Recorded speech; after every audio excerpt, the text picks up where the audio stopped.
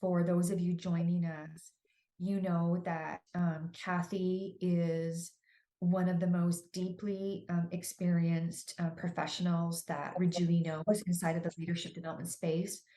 She has what I would call both deep and broad experience. She's worked in this space for a long time in a number of different industries. And you have a great story to tell a little bit about, how did we get here? How did we get to this place called there's just this swirly, twirly train of content that we are asking our leaders to configure? Kathy, how did we even get here?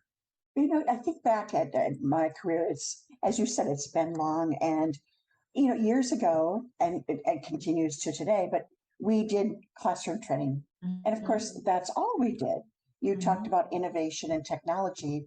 That wasn't existing when I was early in my career. We were classroom based. And you talked about resourcing earlier. Our resources were finite, always finite in the learning area. So when something came along called digital academies or digital libraries, we all jumped because, oh my goodness, that could be the answer to what we need. And so we jumped at that. We thought, okay, here's the answer for all employees. They can all have something to learn with, and that didn't work really either. When we looked at and I did this as a project at a company that I was working with, really looked for the data for our company. Reggie was so hard to get because the company really didn't want to provide that data to us.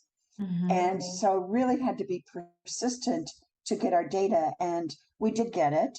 And it wasn't shocking because we really anticipated what we were going to see, but we had so few people using that digital academy. We had first of all, the pool of people using the academy was small, and then the people who finished a course was much, much, much smaller. So what we found was people were looking at that digital academy and saying, oh, okay, it's a check mark on my IDP.